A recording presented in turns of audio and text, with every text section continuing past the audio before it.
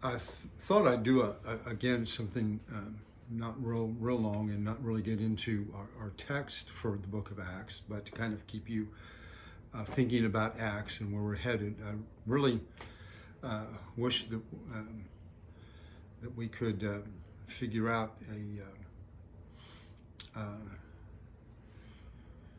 some kind of a discussion format, but that would take a lot of technology, and I don't know how easy it would be to set it up for us. But anyway, I really enjoy our trying to get into discussions on Wednesday nights from the Book of Acts. I think it's really important.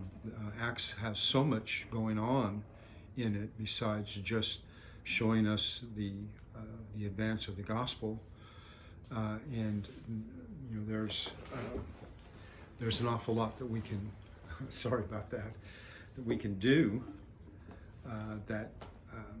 we can discuss from it.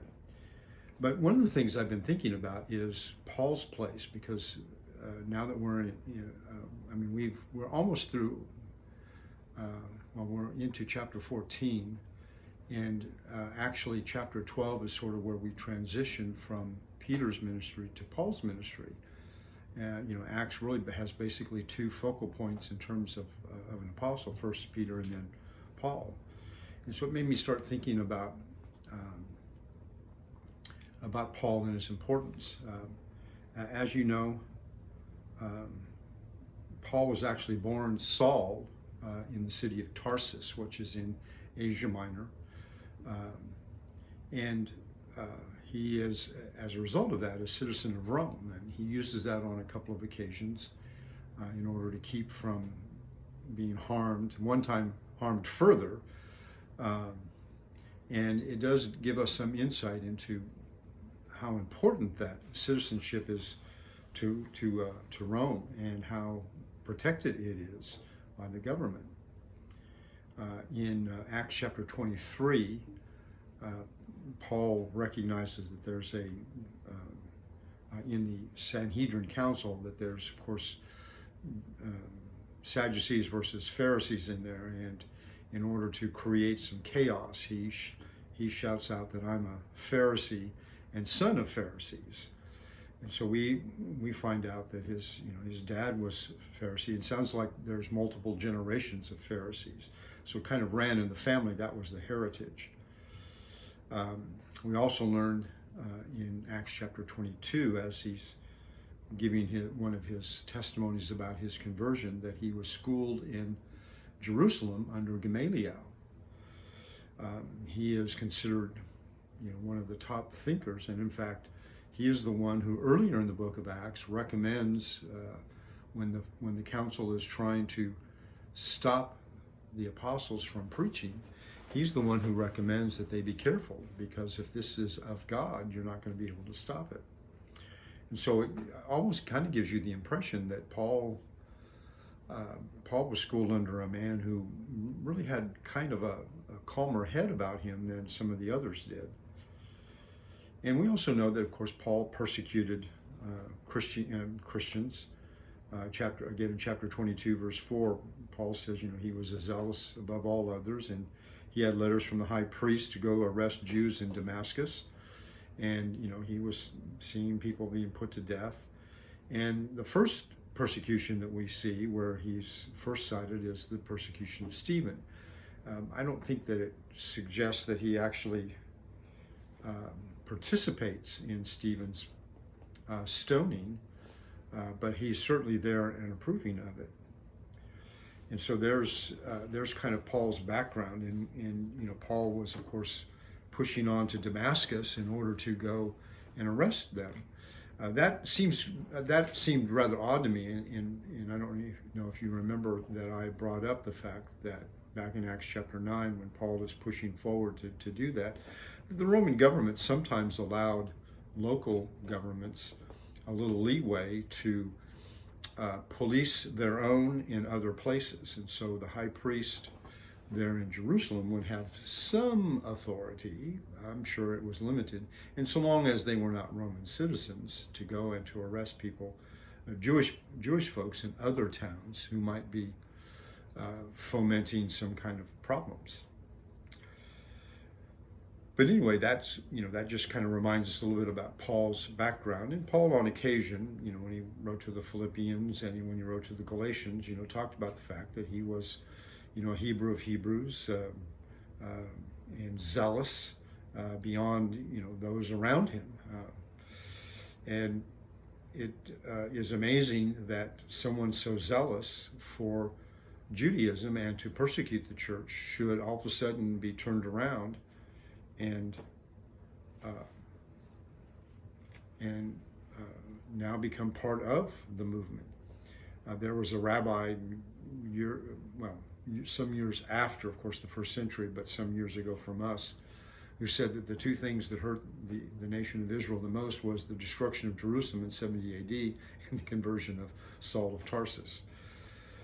Let me remind you, in the book of Acts, as Luke is writing, for his purposes, Luke mentions what we call 3 missionary tours.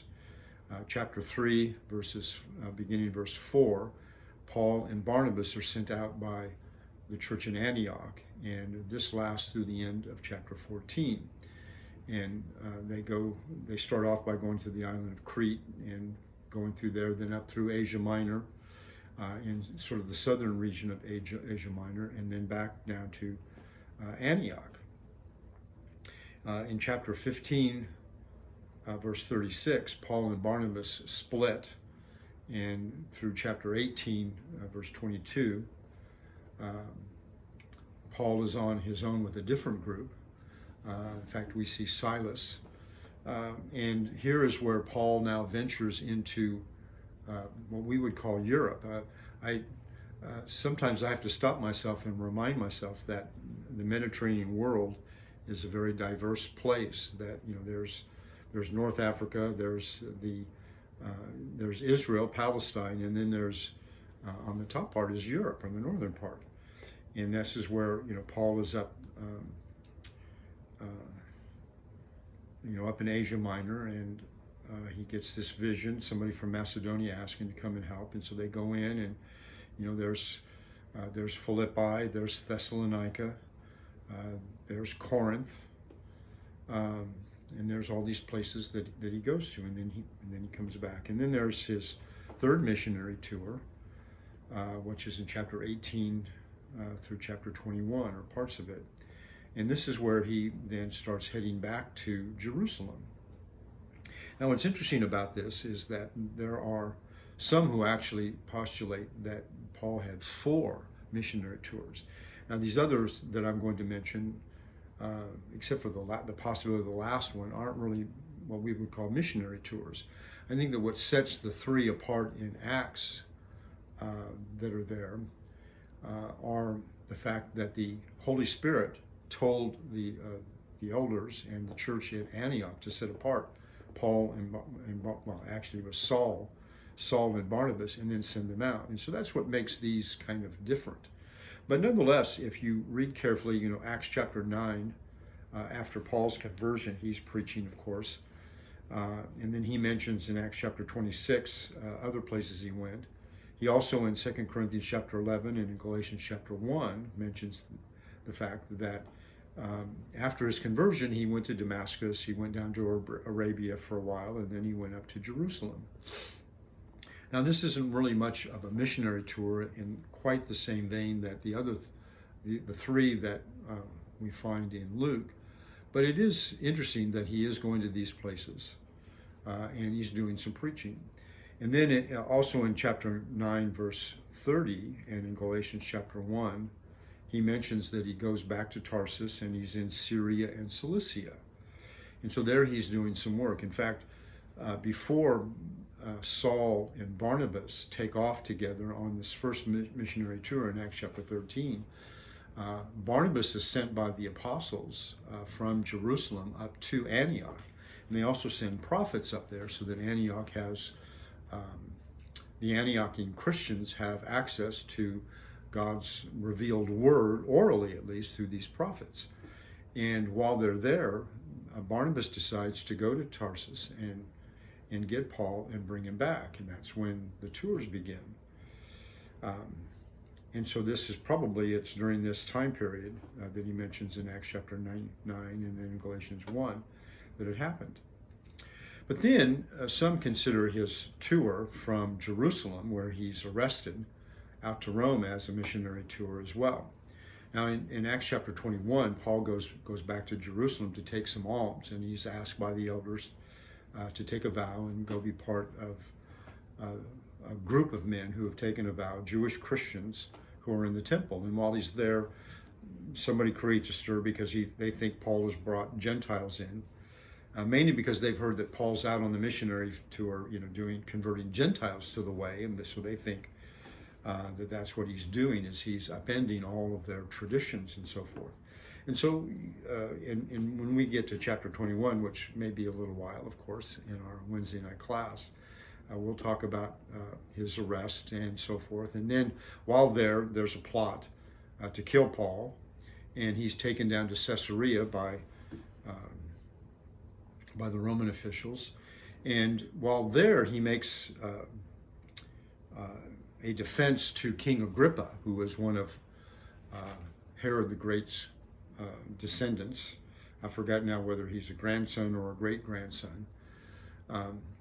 And he is appealed to Caesar rather than, because he's asked, do you want to go back to Jerusalem and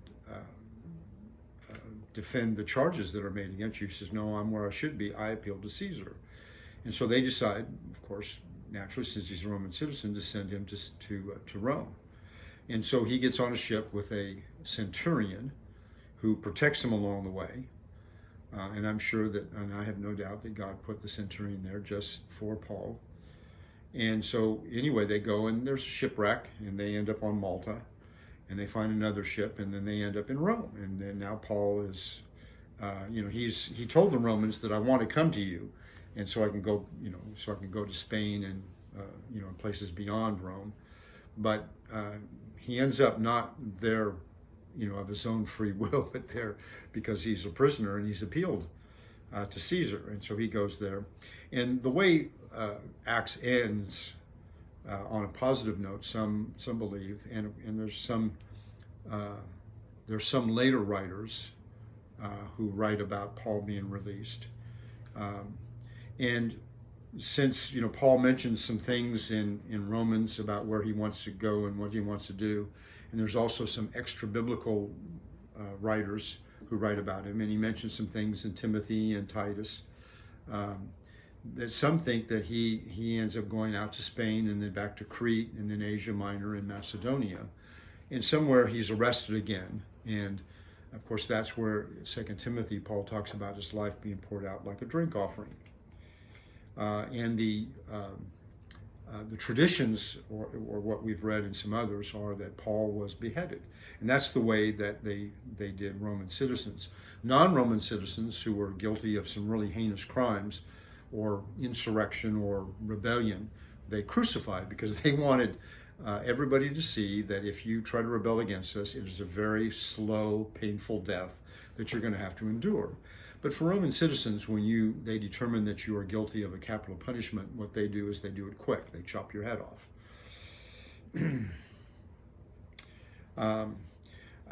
I've also wondered, or been trying to think through why it is that Paul's so important. Well, first of all, he's a Pharisee, and I haven't read this anywhere. This is something that I've been thinking through, and maybe one of these days I'll be able to research it and find out.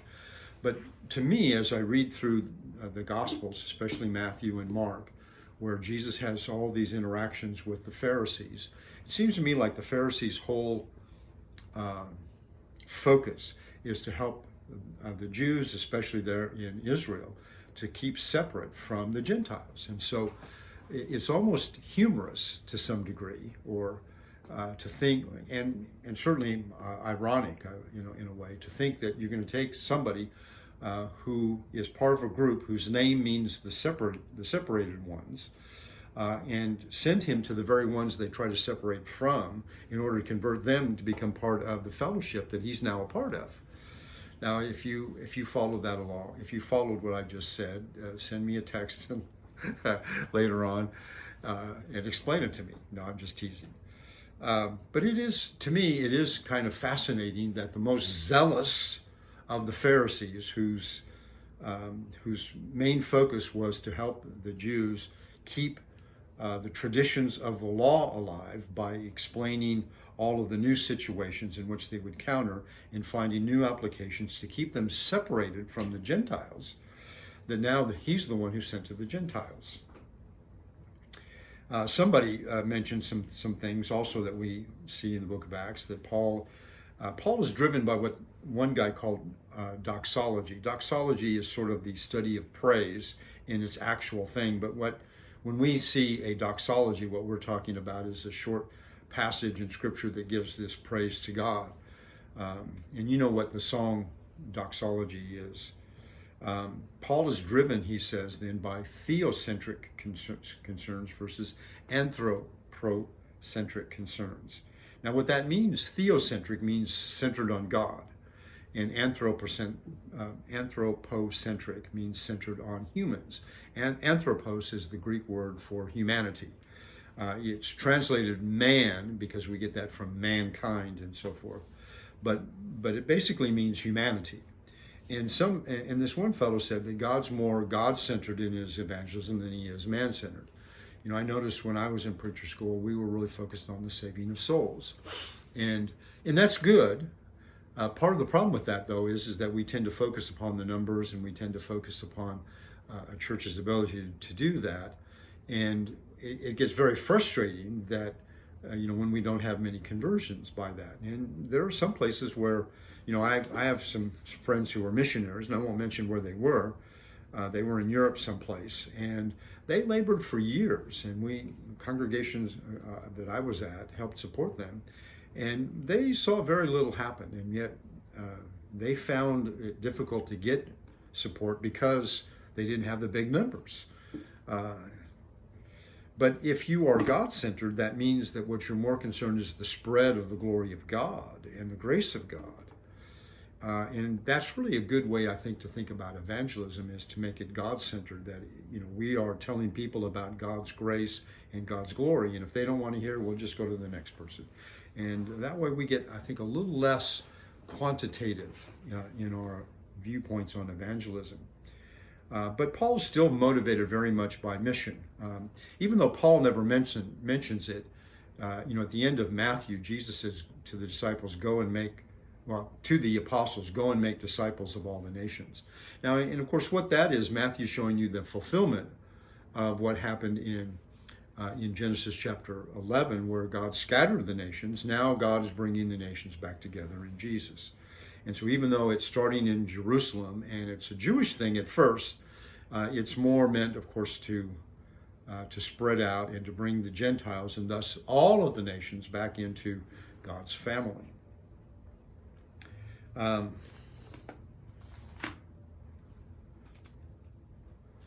also wanted to read a couple of things too. Romans chapter 15 and verse 19. Paul says, in the power and signs and in the power of signs and wonders, in the power of the Spirit, so that from Jerusalem and round about as far as Illyricum,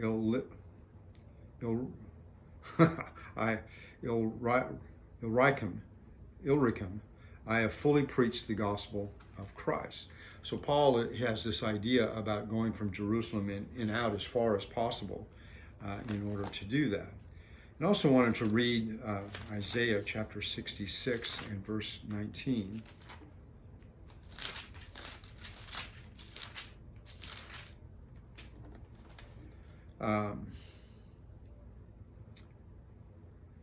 Where God says, I will set a sign among them and will send survivors from them to the nations, Tarshish, Put, Lud, Meshach, Rosh, Tubal, Javan, and to the distant coastlands that have never heard my fame nor seen my glory, and they will declare my glory among the nations. And so there's the idea of going out, as a mission to let people know about what glory God has done.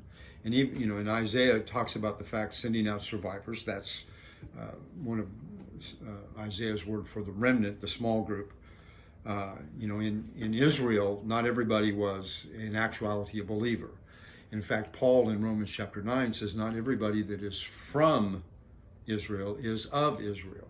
And I think that the idea there is that just because they're descended, just because you're Jewish and descended from Jacob, Israel, doesn't mean that you are actually a true Israelite. A true Israelite is one who believes and has the faith of Abraham, Isaac, and Jacob as well.